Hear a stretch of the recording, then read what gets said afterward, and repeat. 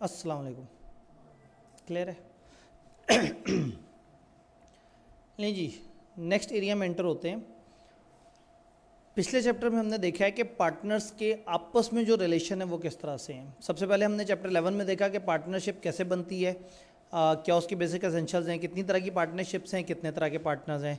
फिर हमने देखा कि इन पार्टनर्स के आपस में राइट्स, ड्यूटीज़ और ये सारी चीज़ें किस तरह से हैं।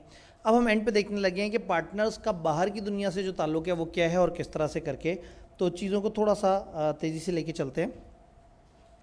पार्टनर्स की अथॉरिटी, पार्टनर की अथॉरिटी जो है वो एक्चुअल भी हो सकती है और इम्प्लाइड भी हो सकती है।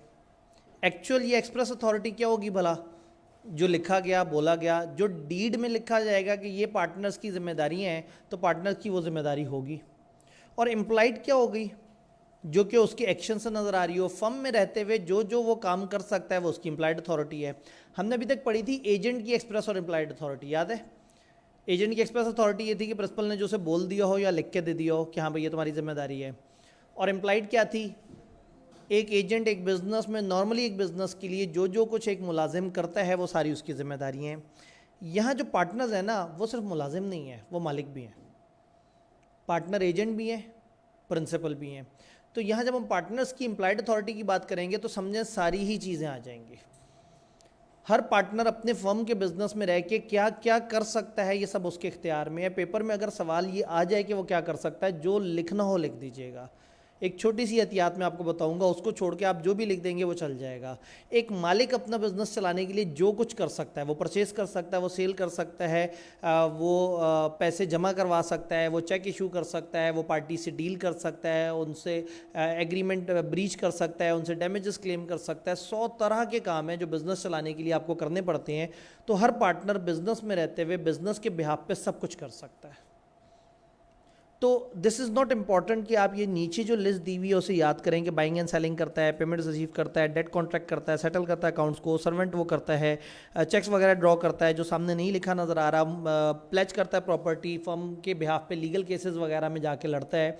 ये सारे वो काम है जो वो कर सकता है। तो इम्प्लाइड पावर का मतलब है दुनिया का हर काम जो पार्टनरशिप का मालिक कर सकता है वो इसकी इम्प्लाइड अथॉरिटी है।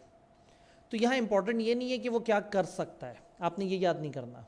ये लिस्ट देख के मैं हमेशा आपसे कहता हूँ लिस्ट हमेशा याद करें, इस लिस्ट को याद करने की ज़रूरत नहीं है। पेपर में खुदा ना खास्ता आ जाए आप अपनी तरफ से बिजनेस चलाने के जो भी रूल्स बता देंगे वो वैलिड होंगे। इंपॉर्टेंट ये नहीं है कि वो क्या कर सकता है, इंपॉर्टेंट ये है वो क्या नहीं कर सकता। तो यहाँ जो असल लिस्ट है that is restriction on employed authority, ये काफ़ी इंपॉर्टेंट लिस्ट है। वो क्या क्या नहीं कर सकता, क्या नहीं कर सकता को थोड़ा सा मैं एलेबोरेट कर दूँ।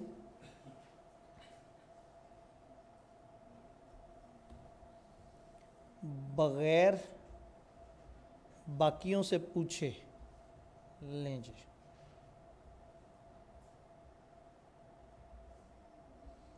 ये काम नहीं कर सकता, ये काम मना नहीं है, बगैर बाकियों से पूछे ये काम नहीं कर सकता। तो ये कुछ चीज़ें हैं हमारे पास, 1 2 3 4 5 6 7 8 ऐसे काम हैं जो वो नहीं कर सकता। ये किसी अकेले पार्टनर की अथॉरिटी नहीं है, सारे पार्टनर्स मिलकर इजाज़त देंगे तो ये काम हो सकते हैं, वरना ये काम नहीं हो सकते। ये क्या काम है? आर्बिट्रेशन की तरफ नहीं जा सकता। फर्म का कोई मामला लेके आर्बिट्रेटर्स के पास नहीं जा सकता, सालिस के पास नहीं जा सकता। याद है कि दो पार्टीज आपस में झगड़े और अदालत के बजाय किसी और बंदे के पास पहुंच जाएंगे, तुम हमारा फैसला कराओ, ये ऐसा नहीं कर सकता। ये अपने मामलात को लेके आर्बिट्रेशन के पास नहीं जा सकता। सारी पार्टनरशिप फर्म मिलके कहे तो वो जा सकते हैं, अकेला बंदा पार्टनरशिप के मामलात को उठा के आर्बिट्रेशन नहीं ले जा सकता। बैंक अकाउंट फर्म का अपने नाम पे बाकियों से पूछे बगैर नहीं खोल सकता। जो फर्म का बैंक अकाउंट है ना वो खुलता पार्टनर्स के नाम पे ही है, क्योंकि फर्म तो कोई लीगल पर्सन है ही नहीं। लेकिन फिर क्या होता है, सारे इकट्ठे बैठते हैं, ऑथराइज करते हैं एक पार्टनर को कि तुम्हारे नाम पे अकाउंट खुलवाएंगे, और अकाउंट के जॉइंट सिग्नेटरीज होते हैं और फिर मिलकर उसे चलाते हैं। तो कोई पार्टनर खुद ही बैंक जाए और कहे मैंने पार्टनरशिप के लिए अकाउंट खुलवाना है और बाकियों से ना पूछे, ये चीज़ मना है। तो बैंक अकाउंट अपने नाम पे बाकियों से पूछे बगैर नहीं, इन सब में ही जुमला कॉमन है, बगैर बाकियों से पूछे ये काम नहीं कर सकता। कंप्रोमाइज़ नहीं कर सकता। कंप्रोमाइज़ ये होता है जिसमें आप रेमिशन दे देते हैं, रिलैक्सेशन दे देते हैं, वेवर दे देते हैं दूसरी पार्टी को। अदालत में आपका एक मामला चल रहा है और अदालत में लीगल केस चल रहा है और लीगल केस का फैसला 4 साल बाद आएगा, सामने वाली पार्टी एक पार्टनर के पास आती है, कहती है कि तुम लोगों ने क्लेम किया कि तुमने हमसे 20 लाख लेने हैं, एक काम करते हैं 10 लाख ले लो, अदालत से बारों बार मुकमुका कर लेते हैं, कंप्रोमाइज़ कर लो हमारे साथ। पार्टनर बाकियों के बिहाफ पे ये मुकमुका नहीं कर सकता, सारे कहेंगे तो ये कंप्रोमाइज़ हो सकता है। तो कोई भी कंप्रोमाइज़, कोई भी रिलिंक्विश, कोई भी रिलैक्स करना, कोई भी क्लेम या क्लेम का कोई हिस्सा अगर ये कम करता है तो बगैर बाकियों से पूछे ये नहीं कर सकता। विड्रॉ सूट, लीगल केस वापस नहीं ले सकता। अदालत में एक लीगल केस चल रहा है, सारे बड़े जोशो खरोश में, एक दिन पहुंचे तो पता लगा जी आपका वो पार्टनर सुबह के वक्त आया था, वो लीगल केस वापस ले गया है, तो अकेला पार्टनर बगैर बाकियों से पूछे नहीं कर सकता।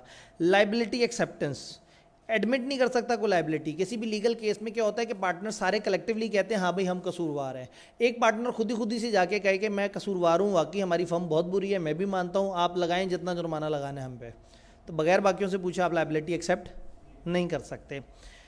एक्विजिशन और ट्रांसफ़र, इमूवेबल प्रॉपर्टी की एक्विजिशन या ट्रांसफ़र बगैर बाकियों से पूछे, फर्म के लिए कोई नॉन करंट एसेट लेना, फर्म के लिए कोई प्रॉपर्टी लेना। इमूवेबल प्रॉपर्टी का मतलब है नॉर्मली ये जो आपकी ज़मीन वगैरह होती है या कोई भी नॉन करंट एसेट, तो फर्म के बिहाफ पे नॉन करंट एसेट्स बगैर बाकियों से पूछे ना ले सकते हैं, ना ही उनको ट्रांसफ़र कर सकते हैं। और पार्टनरशिप नहीं कर सकते, हम अपनी फर्म के बिहाफ पे किसी और के साथ पार्टनरशिप नहीं कर सकते। फॉर एग्जांपल हमारी एक फर्म है ABC, एक और फर्म है HIJ, वो ये कहते हैं कि जी आओ आपकी फर्म हमारी फर्म के साथ मिलके एक पार्टनरशिप कर लो, हम दोनों फर्म में मिलके एक बड़ी पार्टनरशिप कर लेते हैं। तो बीच में से मिस्टर B किया, उसने कहा हाँ भाई मैं तैयार हूँ, मेरी फर्म के ब्याह पे मैं आपसे कहता हूँ कि हम लोग आपके पार्टनर बन जाएंगे। तो पार्टनर अकेला ये डिसीजन नहीं ले सकता है, डिसीजन सबको लेना होगा। तो ये 8 वो काम है जो सब ने करने हैं। इन 8 के अलावा बिजनेस चलाने का हर काम, हर इख्तियार हर पार्टनर के पास है। तो पेपर में सवाल ज़्यादा ये पूछे जाने के चांस है कि क्या नहीं कर सकते। अगर वो पूछें क्या कर सकते हैं तो जो पीछे लिस्ट है इसको याद नहीं करना, आप खुद से लिख दीजिएगा, जो भी बिजनेस चलाने की पावर आप लिखना चाहें वो सही होगी। तो लॉ में ये वाली लिस्ट नहीं दी हुई है, किताब ने हमें समझाने के लिए दी है। लॉ में ये लिस्ट दी हुई है कि इम्प्लाइड अथॉरिटी पे क्या रेस्ट्रिक्शंस हैं। Following act are not included implied authority, हम नहीं एज्यूम करेंगे कि ये उनकी अथॉरिटी है। डन। और लिस्ट आ गई तो क्रैमिंग पॉइंट ऑफ व्यू से भी काफ़ी इंपॉर्टेंट हो गई। थोड़ा सा आगे चलते हैं। पार्टनरशिप की अथॉरिटी क्या क्या है, पार्टनर्स के पास क्या अथॉरिटी है। एक तो उनके पास इमरजेंसी वाली अथॉरिटी भी है। ये वही पुरानी बातें हैं कि इमरजेंसी में वो अपने आप के लिए जो कुछ कर सकता था वो अपनी फर्म के लिए कर सकता है, उसके पास अथॉरिटी है। पार्टनरशिप डीड में भी रिस्ट्रिक्शंस हो सकती हैं। भाई पार्टनरशिप डीड में कह दिया मिस्टर ए तुमने फलाना काम नहीं करना, तो फिर मिस्टर ए ने फलाना काम नहीं करना। चाहे एम्प्लॉयड अथॉरिटी में था लेकिन आपने एक्सप्रेसली जब मना कर दिया तो वो नहीं करेगा। लेकिन मना किया मिस्टर ए को, थर्ड पर्सन को नहीं पता। तो थर्ड पर्सन को अगर नहीं पता और थर्ड पर्सन के सामने ये वाला काम करता है और थर्ड पर्सन फर्म को जुर्माना करने पहुंच जाए, तो फर्म ये नहीं कह सकती जी इसको तो हमने मना किया था, इसने क्यों डील किया। वो कहेगा ये तुम्हारा घर का मसला है, ये तुम लोगों का मसला है, मुझे मेरा नुकसान पूरा करके दो।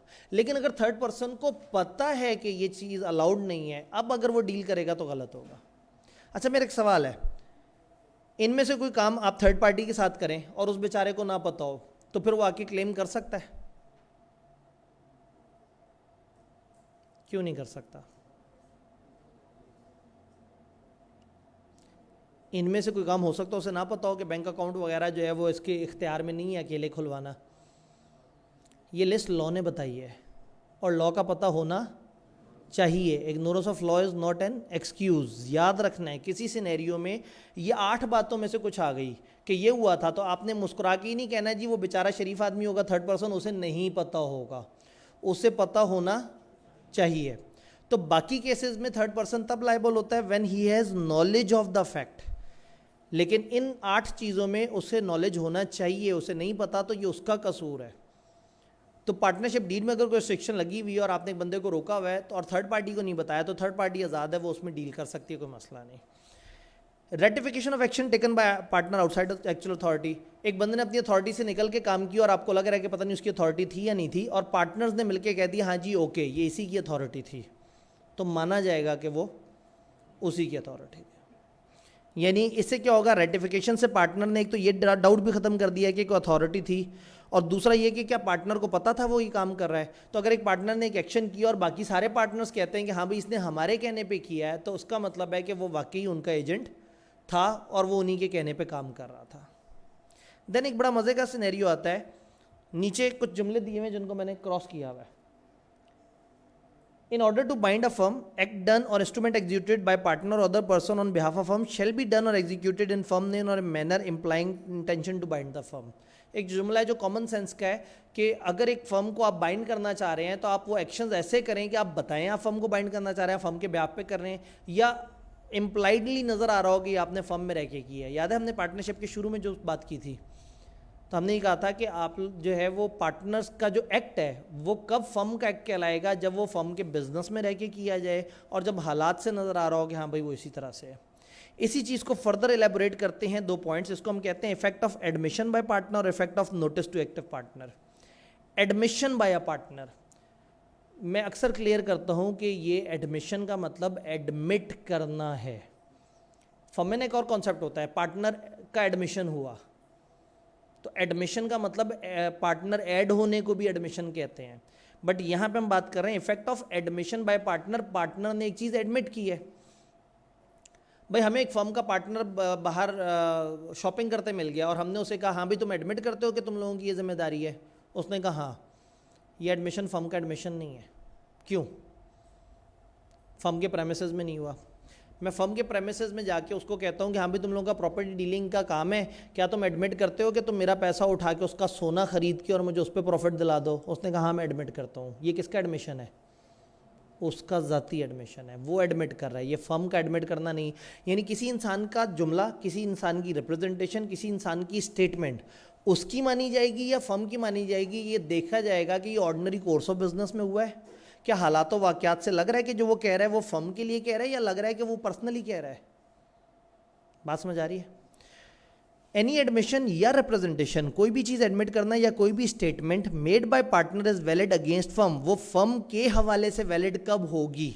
इफ सच एडमिशन या representation relate to affairs of the firm, firm के बिजनेस से रिलेटेड हो और उसने ये ऑर्डिनरी कोर्स ऑफ बिजनेस में ये काम किया हो, तो फर्म के बिजनेस से रिलेट करता और फर्म के माहौल में होता हुआ नजर आए, तो फिर हम समझेंगे कि ये जो इसने ओके किया और ये जो इसने स्टेटमेंट दिया ये इसकी नहीं, फर्म की स्टेटमेंट है। सेम गोज विद, आपने नोटिस देना एक पार्टनर को, मैं पार्टनर को नोटिस दूं तो कब समझा जाएगा कि ये फर्म का नोटिस है? Notice to a partner operates as notice to firm अगर फॉलोइंग कंडीशन पूरी हो। ये नोटिस फर्म के अफेयर से रिलेटेड होना चाहिए, ये नोटिस वर्किंग पार्टनर को दें, स्लीपिंग पार्टनर को नहीं देना, और कोई फ्रॉड नहीं होना चाहिए किसी भी पार्टनर की तरफ से। यानी आपने जिसको नोटिस दिया अगर उसने आगे से फ्रॉड किया तो फिर वो फर्म को नोटिस नहीं मिला, उस बंदे ने ज़ाती फ्रॉड कर लिया। अदरवाइज आप एक एक्टिव पार्टनर को नोटिस दें, फर्म के माहौल में दें तो ये समझा जाएगा, फर्म के काम के हवाले से दें तो समझा जाएगा कि ये नोटिस जो है वो फर्म को गया है। बात समझ आई? थोड़ी सी लैंग्वेज टेढ़ी है लेकिन एक ही बात की बार बार टांग खींच रहे हैं कि act of person, act of firm तब कहलाता है जब वो अपने बिजनेस से रिलेट कर रहा हो, फर्म के बिजनेस से, और ऑर्डिनरी कोर्स ऑफ बिजनेस में वो उस बिजनेस के अंदर जिस तरह से वो स्टेटमेंट या एक्ट किया जाता है अगर वो उस तरह से वो कर रहा है। फॉर एग्जांपल एक कॉलेज में एक कैशियर जो है वो अगर पैसे कलेक्ट कर रहा है तो आपको पता है कि ये इस फर्म के बिजनेस के अंदर रह के कर रहा है। वही कैशियर मार्केट में कहीं आपको मिलता है और आपसे पैसे कलेक्ट करता है तो वो फर्म का बिजनेस नहीं है। या वो आपसे फर्म में रहते हुए वो आपसे पैसे कलेक्ट करता है कि मैं आपकी गाड़ी बुक करवा दूं, तो क्या ये फर्म का कैश कलेक्शन माना जाएगा? नहीं। तो दो बातें हैं, एक तो माहौल फर्म वाला होना चाहिए और दूसरा उसका ताल्लुक फर्म के बिजनेस से होना चाहिए। डन। फिर दो बड़े मजे के कॉन्सेप्ट आते हैं, लेकिन उससे पहले एक चीज़ किताब फिर से रिपीट करना चाह रही है। Liability of partner for act of firm joint and several. Her partner firm के तमाम एक्ट्स के लिए लायबल है, चाहे उसने वो कसूर किया या नहीं किया। याद है, फ्रॉड किया किसी और ने, भुगता किसी और ने, एटलीस्ट फर्स्ट स्टांस पे वो लायबल है। क्योंकि लायबिलिटी क्या है? जॉइंट एंड सेवरल, इकट्ठे भी है और अलग अलग भी है। जॉइंट का मतलब है कंबाइंड और सेवरल का मतलब है अलग अलग। तो जॉइंट एंड सेवरल लायबिलिटी है तो वो हमेशा लायबल है। फर्म की liability for wrongful act of partner, yes firm liable है पार्टनर के रॉन्गफुल एक्ट के लिए, पूरी फर्म लायबल है थर्ड पर्सन को। डायग्राम याद है? थर्ड पार्टी को देने के बाद फिर आपस में तय करेंगे कि हाँ भाई किसने वो करना है। वेयर बाय रॉन्गफुल एक्ट और omission of partner acting in ordinary course of business any loss और injuries caused to any third party, firm is liable to same extent as partner. Firm उसी तरह से लायबल है जैसे वो बंदा liable है। For fraud firm is liable to third party for loss cause to them. फिर क्या होगा? Same must be borne by partner committing the fraud and can not be shared among all. Firm तो liable है fraud के लिए बाहर वालों को, लेकिन बाद में कौन लायबल है उसके लिए? पार्टनर लायबल है, फर्म उसको शेयर नहीं करेगी। इसी तरह से liability of firm for miss application by partner, एक पार्टनर ने फर्म का पैसा गलत तरीके से लगा दिया या पैसे खुर्द बुर्द कर दिए तो फर्म लायबल है पहले तो दुनिया को, और उसके बाद ये बंदा फर्म को लायबल है। तो ये साइकिल हमेशा चलेगा, हर सिनेरियो में चलेगा। दो मज़ेदार कॉन्सेप्ट में से पहला मज़ेदार कॉन्सेप्ट है ट्रांसफरी ऑफ पार्टनर्स इंटरेस्ट। अब इससे पहले कि आप इसे पढ़ना शुरू कर दें, मैं सामने स्क्रीन ही गायब कर देता हूँ, जल्दी से गायब कर देते हैं, जल्दी से गायब हो गई, ठीक है।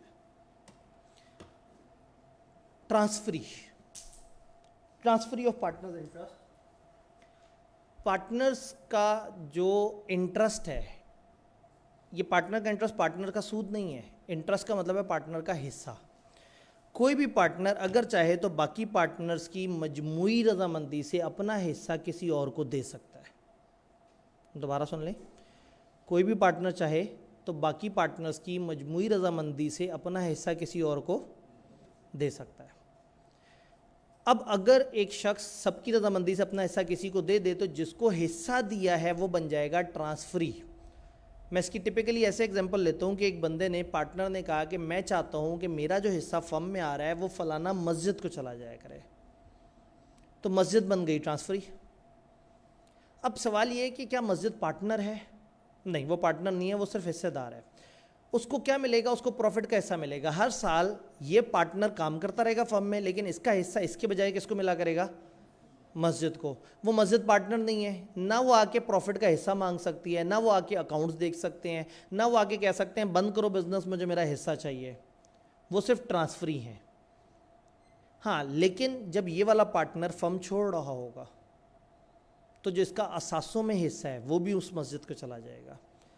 अभी जब तक ये पार्टनर है तब तक उसका सिर्फ प्रॉफिट का हिस्सा जा रहा है उस मस्जिद को, और जब ये फर्म छोड़ देगा तो जो उसका एसेट्स में हिस्सा पड़ा हुआ है वो भी उस मस्जिद को चला जाएगा। ये छोड़ दे, इसे निकाल दें, पार्टनरशिप ख़त्म हो जाए, झगड़ा हो जाए, कुछ भी ऐसा मसला हो जिसमें इनका रिलेशन अब डिस्कनेक्ट होने वाला है, तो इस केस में वो ट्रांसफरी आएगा और वो आके उस हक पे अपना हक जाहिर कर देगा। बात क्लियर हुई? तो इसका मतलब यही है कि ट्रांसफरी को हम देख रहे हैं, एक पार्टनर अपना इंटरेस्ट, अपना हिस्सा फर्म में ट्रांसफ़र कर सकता है सेल, मॉर्गेज, चार्ज या किसी भी तरीके से। मॉर्गेज या चार्ज ये आगे के टेक्निकल वर्ड हैं, आप लोग कमती लॉ में जाके पढ़ते हैं। सेल आपको पता है, मॉर्गेज या चार्ज का मतलब है कि आप एक बंदे का राइट क्रिएट कर देते हैं कि जिसके आपने पैसे देने होते हैं वो आपका हिस्सा ले लेता है।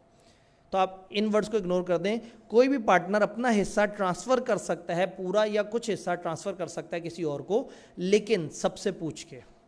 ट्रांसफरी की क्या राइट है? He is entitle to receive share of profit of transferring partner. Transferring partner का उसको हिस्सा मिलेगा।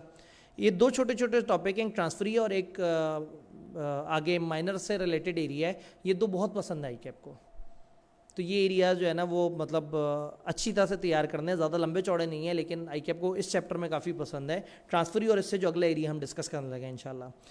जब फर्म डिसॉल्व होगी या ये पार्टनर रिटायर हो रहा होगा, उस फर्म, उस मस्जिद का क्या हिस्सा है, हक है? वो एसेट्स के शेयर लेने के लिए पहुंच जाएगी जो ट्रांसफरिंग पार्टनर का था। और दूसरा, जिस दिन फर्म बंद हो रही है उस दिन से अकाउंट्स मांग सकती है कि हाँ भाई हिस्सा निकालो, अकाउंट्स में जो दिखाओ हमारा हिस्सा कितना बनता है। तो हर साल प्रॉफिट लेते रहेंगे, और जब फर्म बंद होगी या ये बंदा छोड़ रहा होगा तो इसका हक लेने के लिए वो पहुंच जाएंगे और कहेंगे अब हमें अकाउंट्स दिखाओ, अब हमें अकाउंट्स देखने हैं।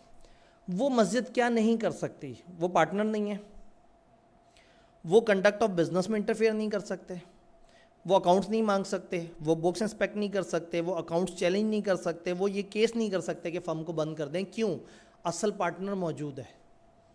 वो तो सिर्फ हिस्सेदार है ना, असल पार्टनर मौजूद है, और वो असल पार्टनर को कह सकते हैं हमें हिस्सा सही नहीं मिला। असल पार्टनर से कह सकते हैं कि देखो तुम उनसे लड़ाई करो, लेकिन ट्रांसफरी के पास ये राइट नहीं है कि वो ऐसा करे। ट्रांसफरी मस्जिद भी हो सकती है, कोई रिश्तेदार भी हो सकता है, किसी का बेटा भी हो सकता है, और वो जैसे हम बात करते हैं कि एक बंदा जो है वो किसी और के नाम पे रखवा दे, या ये कोई मस्जिद या इस तरह का सेटअप भी हो सकता है। तो ट्रांसफरी कैन बी समवन जिसके नाम आपने हिस्सा रखवा दिया। तो पेपर में सवाल सीधा भी आ सकता है कि ट्रांसफरी क्या है, उसके राइट्स वगैरह क्या हैं, और ये भी हो सकता है कि आपको बताएं कि एक बंदे ने बाकियों से पूछ पाछ के अपना हिस्सा किसी फलाना XYZ बंदे को दे दिया, अब बताओ वो मिस्टर XYZ के क्या राइट्स हैं। तो हो सकता है टाइप 2 सवाल बना के सिनेरियो दें और आपने लिखना सीधा सीधा 100। ट्रांसफरी हमें समझ आया। माइनर, ये लॉजिकल टॉपिक है, ये अच्छी तरह से समझना ज़रूरी है। समझ आ जाए तो सारी इंग्लिश आपको पता लग जाएगी। लॉजिक क्लियर होना बड़ा ज़रूरी है। रट्टे वाले सवाल भी आते हैं यहाँ से और लॉजिकल सवाल भी आते हैं। ABCD 3 पार्टनर है मेरी एग्जाम्पल में। A, B और D के पास 20% शेयर है और मिस्टर C के पास है 40% शेयर।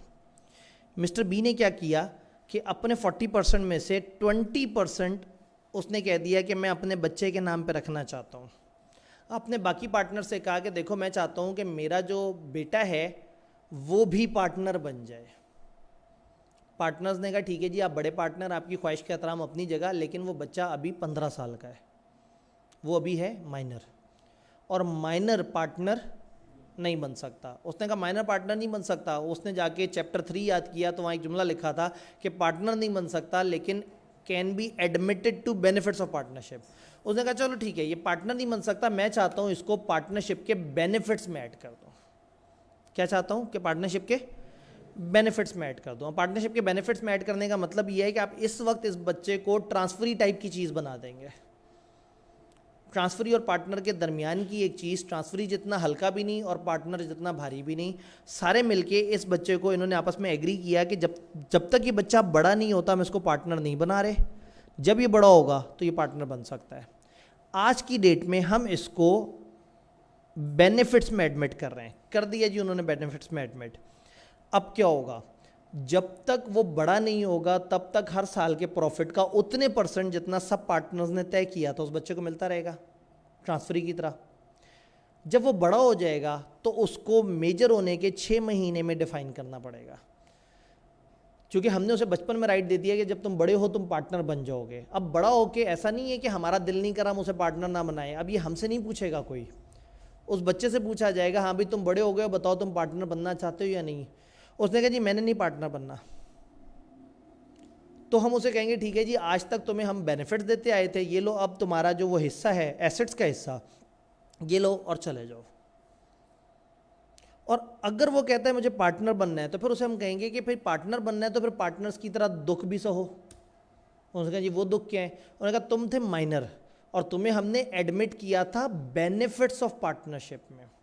जिस साल प्रॉफिट होता था तुम्हें हिस्सा मिलता था, जिस साल लॉस होता था तुम्हें हिस्सा नहीं मिलता था। लेकिन हिस्सा नहीं मिलना और बात है, हम लोग तो जेब से पैसे भरते रहे उन लॉसेस के। हमें 50 लाख का, 30 लाख का, 20 लाख का लॉस हुआ, हमने आपस में डिवाइड किया। तुम्हारा ज़्यादा से ज़्यादा नुकसान ये हुआ कि तुम्हें उस साल का प्रॉफिट नहीं मिला, यानी कि इसका ज़्यादा से ज़्यादा नुकसान ये हो सकता है कि इसका हिस्सा इस्तेमाल हो जाए। अब अगर ये बड़ा हो गया है और अब ये कहता है कि मुझे पार्टनर बनना है, यानी ऑनवर्ड ये फुल फ्लेज सबके बराबर राइट्स लेगा, तो अब इसको कुर्बानी देनी पड़ेगी।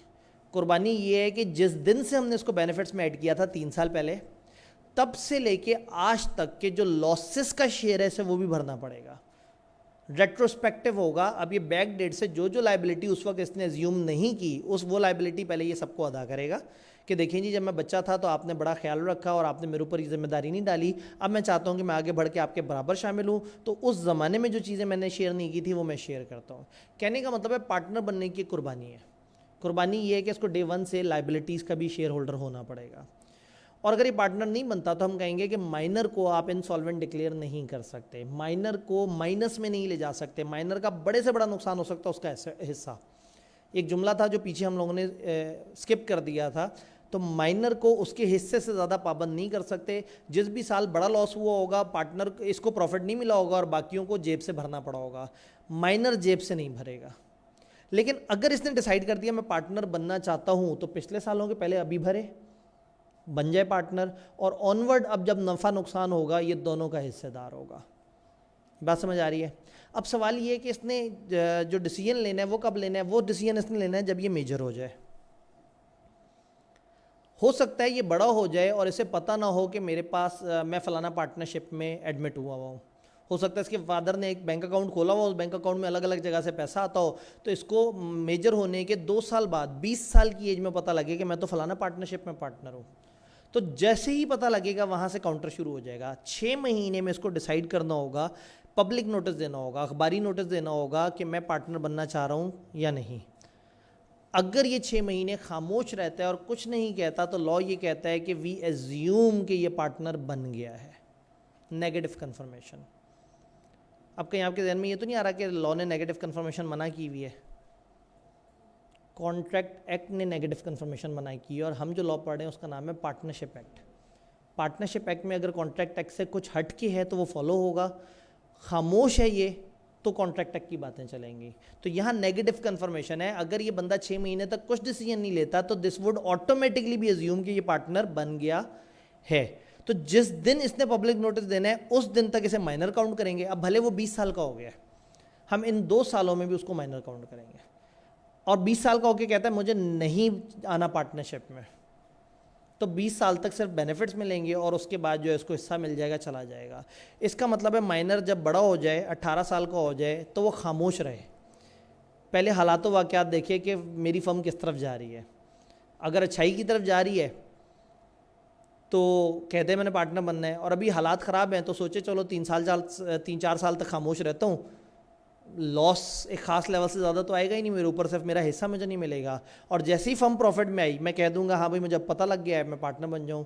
तो बर्डन ऑफ प्रूफ कि इसे पता था या नहीं पता था ये इसी के ऊपर आएगा, क्योंकि ये बड़ी मशकूक बात है कि एक बच्चे को एक पार्टनरशिप से हर साल पैसे मिलते हों और उसको पता ही ना हो कि मेरे पास ये पैसे कहाँ से आ जाते हैं। तो बर्डन ऑफ प्रूफ इसी बच्चे पे होगा कि इसे पता था या नहीं पता था। सारी कहानी समझ आई? कहानी को इंग्लिश में देखते हैं। अब minor can not enter into partnership agreement. Partnership agreement में माइनर नहीं आ सकता, but with consent of all the partners for the time being, जो भी उस वक्त के पार्टनर्स हैं उनकी रजामंदी से माइनर में be admitted to benefits of partnership. Minor को बेनिफिट्स ऑफ पार्टनरशिप में ऐड कर सकते हैं। माइनर की मेजॉरिटी अटेन करने से पहले की पोजीशन क्या है? Right to share property and profits of the firm as agreed by the partner. उसका अगर वो मेजर होने से पहले उसका क्या राइट है? उसको प्रॉपर्टी प्रॉफिट्स में हिस्सा जो तय हुआ वो मिलेगा। ये सामने की बुक्स देख सकता है, सीक्रेट बुक्स नहीं देख सकता। सामने के मोटे मोटे रिकॉर्ड्स देख सकता है, लेकिन अगर वो पूछे वो फलाना वाले क्रेडिटर को जो आपने खुफिया रेट चार्ज किया था वो क्या है, तो कहेंगे बेटा अभी तुम छोटे हो, तुम्हें ये बिजनेस के पेचो हम समझ नहीं आएंगे, तुम जाओ खेलो, तुम टॉफ़ियाँ खाओ, तुम बस टेंशन मत लो, हम पे भरोसा करो। सामने का अकाउंट्स देखना चाहे तो देखेगा, लेकिन डीप अकाउंट्स, खुफिया अकाउंट्स, अंदर की वर्किंग्स वो नहीं देख सकता। लाइबिलिटी क्या है? ये पर्सनली लाइबल नहीं है, इसकी लिमिटेड लाइबिलिटी है। ज़्यादा से ज़्यादा कहाँ तक है? His share is liable for acts of the firm. Disability क्या है? ये पार्टनर नहीं है, ये केस नहीं कर सकता प्रॉफिट या एसेट्स का अनलेस कि ये अपना रिलेशन डिसकंटिन्यू कर रहा हो। जब डिसकंटिन्यू कर रहा हो उस वक्त ये केस कर सकता है, वैसे नहीं कर सकता। Not entitled to have access of books other than accounts. Accounts की जो सामने की बुक्स के अलावा जो रिकॉर्ड्स हैं उसकी एक्सेस इसको नहीं है। ये उसकी सिचुएशन है बिफोर अटेनिंग मेजॉरिटी। फिर क्या होगा? आफ्टर अटेनिंग मेजॉरिटी क्या होगा? On attaining majority minor partner has to decide within 6 months क्या उसने कंटिन्यू करना है या छोड़ना है। ये 6 मंथ्स कहाँ से स्टार्ट होते हैं? Later of his attaining majority और when he first come to know that he has been admitted to benefits of partnership. जब वो 18 साल का हो जाए या जब उसे पता लग जाए, विच एवर इज लेटर। पता उसे 15वें साल से था तो 18 साल का इंतज़ार करेंगे। 18 साल का हो गया लेकिन उसे पता नहीं है तो पता लगने का इंतज़ार करें। विच एवर इज़ लेटर, वहाँ से 6 महीने काउंट होंगे। वो एक पब्लिक नोटिस देगा अपनी चॉइस का। अगर वो पब्लिक नोटिस नहीं देता तो he is deemed to have become a partner. हम समझेंगे वो पार्टनर बन गया 6 महीने गुजरने पे। Burden of proving the fact कि वो पार्टनर को नॉलेज था या नहीं था, वो उसी पार्टनर, उसी माइनर के ऊपर होगा जो मेजर हो चुका है। अगर वो कहता है कि जी मुझे पार्टनर बनना है, he hold personally liable since the date of admission to the benefit. जिस दिन 3-4 साल पहले वो एडमिट हुआ था वहीं से वो पर्सनल लाइबल होगा आज तक। अगर वो कहता है मैंने पार्टनर बनना है, he hold same share in profit and property, जो कि उसको पहले माइनर बनते वक्त भी जो उसके पास शेयर था वही शेयर रहेगा। बस अब क्या होगा? वो फुल फ्लैज बन गया, वो लॉस प्रॉफिट दोनों का पार्टनर है। और अगर कहता है जी मुझे पार्टनर नहीं बनना, status of minor hold up to date of public notice. Public notice के दिन तक वो माइनर काउंट होगा, और फिर फर्म का कोई भी एक्ट उस नोटिस के बाद अगर होगा वो उसके लिए जिम्मेदार नहीं है, और वो पार्टनर्स पे केस कर सकता है कि मुझे आज के दिन तक के जो मेरा एसेट्स में हिस्सा बनता है वो मुझे चाहिए आपसे। क्या ये सारी सिचुएशन इसी तरह समझ आई? देन हमारे पास एक कॉन्सेप्ट आता है होल्डिंग आउट का। बड़ा मज़ेदार सा कॉन्सेप्ट है, थोड़ा सा बीच में लिखते हुए कुछ कन्फ्यूजन भी कर दी, नीचे कुछ और चीज़ें भी हैं। मैंने किताब में अपने तौर पे एक एक्स्ट्रा ट्यूटर नोट दिया है। मैंने वो ट्यूटर नोट इसलिए दिया है कि होल्डिंग आउट और स्टॉपल ये दो कॉन्सेप्ट है जो बड़े कंफ्यूज होते हैं, लेकिन मैंने हिसाब लगाया कि ट्यूटर नोट से बच्चे और ज़्यादा परेशान हो गए। उन्होंने कहा लो अब हमें डबल डबल पढ़ना पड़ेगा। पहले आईकेएफ ने पढ़ाया, फिर टीचर ने उस पढ़ाते हुए तशरीह करते हुए कहा जो उन्होंने पढ़ाया उसके अंदर ये वाला जुमला यूँ करके ऐसे होगा। तो अगर वो ट्यूटर नोट आपको लिखा हुआ परेशान कर रहा है तो आपने टेंशन नहीं लेनी। मैं ज़्यादा सादा सी डिस्कशन कर दूंगा। ये ट्यूटर नोट ये जो ये ट्यूटर नोट नोट्स में है ये मैं सामने ला के आपको परेशान नहीं करूँगा। पता लगे आपके वसीतर मफाद में उल्टा आप परेशान हो जाए ज़्यादा क्लैरिटी के चक्कर में। होल्डिंग आउट एक बड़ा मज़ेदार सा सिनेरियो है। इसको पढ़ने से पहले ज़रा थोड़ा सा समझते हैं कि होल्डिंग आउट क्या है। 4 लोग हैं, वो पार्टनर्स हैं, बड़े मशहूर पार्टनर्स हैं और बहुत ज़बरदस्त बिजनेस करते हैं। एक बंदा जो है वो जगह जगह जहाँ बैठता है वो बैठे हुए शोखियाँ मारता है हमेशा, हर जगह। वो कहता है तुम्हें पता है वो 5 पार्टनर्स हैं, 4 नहीं हैं। अब कहते हैं ना कर, कौन है 5वां पार्टनर? कहते हैं भाई, तेरा भाई पार्टनर है, उन 4 के साथ मैं भी पार्टनर हूँ। पता है बात ये है कि मैं सामने नहीं आता, ज़ाहिर है पैसे दिए हैं मैंने तो नज़र ना लग जाए, पता ना लग जाए सबको, तो मैं उनका पार्टनर हूँ। वो जहाँ बैठे जिसके सामने बैठे हमेशा कहता है मैं उनका पार्टनर हूँ। कहता रहे the person hold out himself कि वो पार्टनर है। फिर वन फाइन डे वो 4 लोग किसी एक बंदे का 2 करोड़ का घपला करके भाग जाते हैं। वो उन 4 बंदों को ढूंढता है, वो नहीं मिलते। उससे पता लगता है, उसे बताया जाता है कि वो एक शख्स जो अक्सर कहता था मैं 5वां पार्टनर हूँ, कहता हाँ हाँ हाँ वो बंदा कहता होता था। वो आएगा उस 5वें बंदे को पकड़ लेगा, कहेगा तुम्हारे पार्टनर्स ने मुझे धोखा दिया है। पार्टनरशिप का लॉ ये कहता है कि अगर फर्म जिम्मेदार है तो हर पार्टनर जिम्मेदार है, मुझे ये 2 करोड़ रुपया दो। उस बंदे की हवाइयाँ उड़ जाती हैं, कहता ना मैं मजाक करता था। उन्होंने कहा नहीं, इतना बड़ा मजाक तुम कर ही नहीं सकते, तुम कहते थे ना पार्टनर हो, भुगतो। तो जो पार्टनर नहीं था उसकी लीगल जिम्मेदारी वैसी ही होगी जैसे पार्टनर्स की होती है। ज़्यादा दुख की बात पता है क्या है? इससे तो ज़बरदस्ती 2 करोड़ ले लेंगे। जब ये रोता हुआ जाएगा उन 4 के पास कि जी वो आपका पार्टनर होने की वजह से मुझे सज़ा मिलेगी, कहेंगे कादा पार्टनर, कौन सा पार्टनर, केड़े पैसे, तुम तो हमारे कभी पार्टनर थे ही नहीं। तो the person who hold himself कि मैं पार्टनर हूं वो फंस जाता है। कभी कभी प्रिंसिपल फंसता था, लेकिन यहां एजेंट फंस गया। एक शख्स जो कहे मैं एजेंट हूं जबकि वो एजेंट नहीं है, वो फंस जाता है। वो अब्बा जान और पप्पू के केस में अब्बा जान की जिम्मेदारी नहीं थी, लेकिन चूंकि अब्बा जान कह चुके थे कि मेरा एजेंट है, फंस गए। तो यहाँ इस बंदे की जिम्मेदारी नहीं थी, लेकिन ये कह चुका था कि मैं एजेंट हूँ, ये कह चुका था कि मैं उनका पार्टनर हूँ। तो एस्टॉपल और होल्डिंग आउट ने ये दोनों के दो एक दूसरे के ऑपोजिट कॉन्सेप्ट है। एस्टॉपल में प्रिंसिपल ये कंफ्यूज करता है कि फलाना शख्स मेरा एजेंट है, जबकि वो एजेंट बाद में नहीं होता, और फिर उस एजेंट की हरकत पे जिम्मेदार हो जाता है गरीब प्रिंसिपल, क्योंकि कंफ्यूज किसने किया था? प्रिंसिपल ने। होल्डिंग आउट उसका रिवर्स कॉन्सेप्ट है। इसमें एक एजेंट ये कहता है कि मैं एजेंट हूं, जबकि प्रिंसिपल ने कंफ्यूज नहीं किया होता। तो ऐसे में प्रिंसिपल के किसी एक्शन पे बाउंड हो जाता है एजेंट, क्योंकि कंफ्यूज किसने किया है? एजेंट ने। तो एस्टॉपल में प्रिंसिपल नहीं था, लेकिन उसको प्रिंसिपल बनना होगा। ही इज एस्टॉप फ्रॉम डिनाइंग, उसको इस चीज को इनकार करने से रोक दिया जाता है। और होल्डिंग आउट में the person who holds out कि मैं पार्टनर हूं, उसको फिर मना कर देते हैं कि अब ये मत कहो कि तुम पार्टनर नहीं हो, अब तुम भुगतो। क्या दोनों समझ आ रहे हैं? एस्टॉपल हमने पीछे पढ़ा था, होल्डिंग आउट। तो पार्टनर्स के केस में ना, अगर फॉर एग्जांपल एक पार्टनर है, रिटायर हो गया, वो पार्टनर बाकियों को साथ जाके कहता है मैं अभी भी पार्टनर हूं, तो वो होल्डिंग आउट है।